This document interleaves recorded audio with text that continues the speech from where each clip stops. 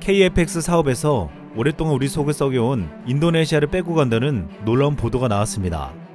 SBS는 지난 22일 KFX에서 인도네시아를 빼고 1조 5천억 원의 분담금을 정부와 한국항공우주산업이 일정 비율로 나눠 부담하는 방안을 검토하고 있다고 했습니다.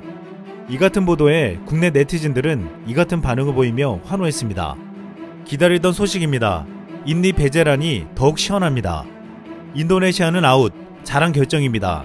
그리고 한국의 연구진 개발자들에게 박수를 보냅니다. 인도네시아는 한국 잠수함 기술 빼먹고 뒤통수 쳤음. 이런 애들이랑 합작한다고 말도 안 됨.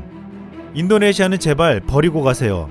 1% 기대도 가지지 않고 버리고 가야 합니다.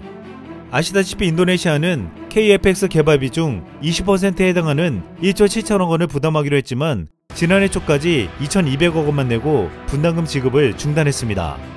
미납금은 현 시점 기준으로 5,003억 원입니다. 인도네시아는 재정 사정이 어렵다고 했지만 오스트리아 유로파이터나 프랑스 라팔 전투기 계약서를 돌며 KFX 공동 개발에서 손을 떼려 하는 게 아니냐는 추측이 나왔습니다. 우리 정부와 국민들은 인도네시아 행태에 분노하지 않을 수 없었습니다. 또한 인도네시아는 대우조선해 향해 잠수함 세척 도입 계약도 철회하려는 움직임까지 보이고 있습니다. 업계에서는 인도네시아가 이렇게 행동하는 데는 진짜 이유가 있다고 보고 있습니다. 이러한 방식으로 한국을 위협하며 자신들의 뜻에 맞게 KFX 계약을 바꾸려고 한다는 것입니다. 인도네시아는 작년 초부터 한국에 내는 KFX 분담금을 낮추면서 자국으로의 기술 이전을 늘리겠다며 재협상을 요구해왔습니다. 지난 2018년 조코이 대통령은 방안에 KFX 사업 분담 비율을 20%에서 15%로 축소해달라고 했습니다. 특히 분담금을 2026년에서 2031년까지 내겠다고 미루며 129개의 전투기 관련 기술을 한국으로부터 얻어내고 더 많은 지적 재산권을 달라고 하며 자신들에게 수출할 권리까지 요구했습니다. 우리에게는 절대 받아들일 수 없는 요구 조건이었습니다. 일각에선 한국의 완강한 반대에 자신들의 뜻이 이루어지지 않자 일부러 자극하는 정보들을 의도적으로 흘렸다고 했습니다. 하지만 우리는 당하고 있지만은 않았습니다.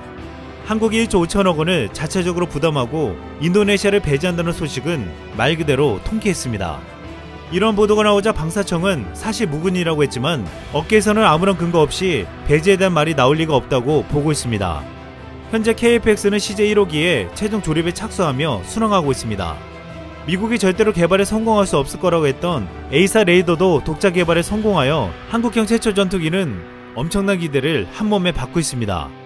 하지만 오로지 한 가지 문제는 분담금을 내지 않은 인도네시아였습니다.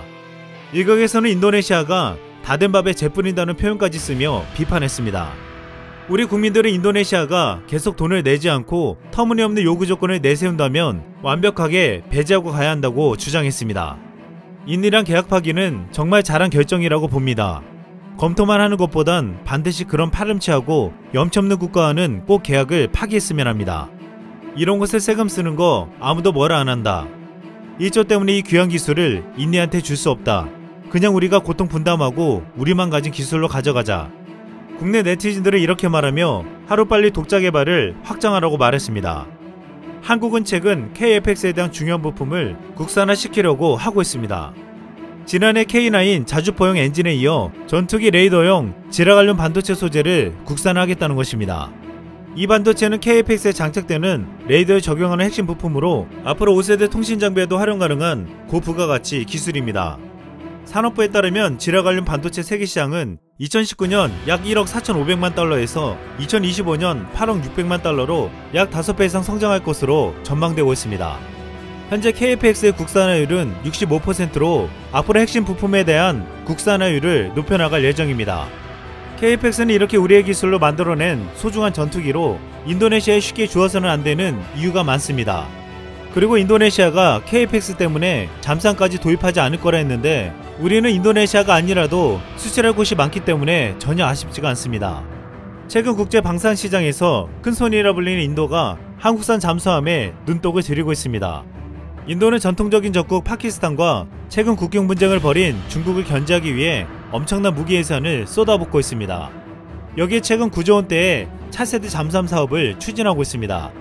인도가 요구하는 첫 번째 조건은 인도 엔진 생산과 높은 국산화율을 달성하는 것이고, 두 번째는 기존에 보유한 재래식 잠수함보다 지속 자막 능력과 공격 능력이 월등하게 뛰어나야 한다는 것입니다. 여기에 스페인, 프랑스, 독일 등이 도전장을 내밀었지만 가장 주목받고 있는 다크호스는 대우 조선해양의 도산 안창호급 잠수함입니다. 도산 안창호급 개량형은 다른 경쟁 모델과는 비교할 수 없는 강력한 퍼포먼스를 보여주고 있기 때문입니다. 지속 자막 능력이 경쟁 모델과 비교가 되지 않고 자막 속도 역시 20노트로 가장 빠릅니다. 또한 한국은 100여문의 K9 자주포를 현지 기술 도입 생산 사업을 통해 성공적으로 납품해 신뢰도가 높습니다. 무엇보다 도산 안창호급의 최대 매력은 여기에 탑재되는 순항 미사일과 탄도 미사일입니다. 인도는 이들을 패키지로 도입하면 자국에서 만드는 강력한 대중무기를 확보할 수 있기에 한국산 잠수함을 매력적으로 볼 수밖에 없을 것으로 보이고 있습니다. 한국은 이렇게 잠수함 수출 외에도 최근 호주 미래형 장갑차 사업 최종 후보에 하나디펜스의 레드백이 올라가 있습니다. 5조 규모의 새로운 장갑차 선정 사업에 우리 기술의 장갑차가 유력해지고 있습니다. 얼마 전 호주에서 레드백 완성 시제품이 첫 공개되며 극찬을 받았습니다.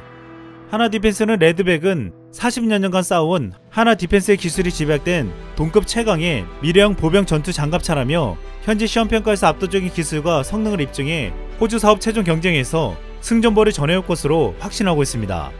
한국이 이렇게 인도의 잠수함 수출을 추진하고 호주의 레드백이 최종 후보에 올라가자 이를 가장 부러워하는 나라가 있습니다.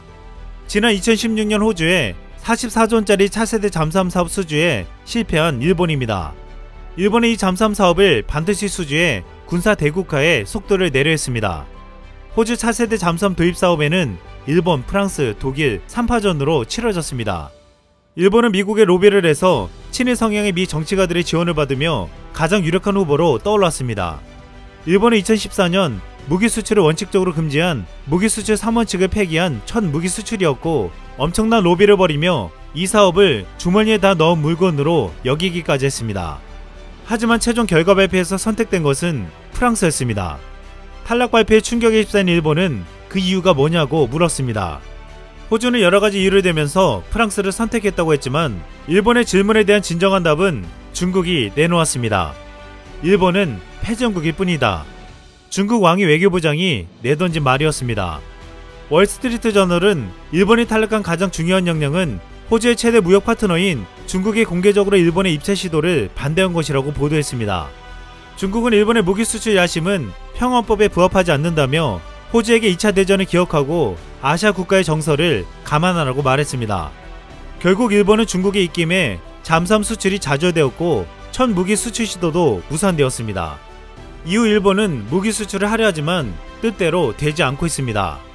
이 때문에 지금 일본은 전 세계로 무기를 수출하고 있는 한국을 부러워하지 않을 수 없는 상황이 되고 있습니다.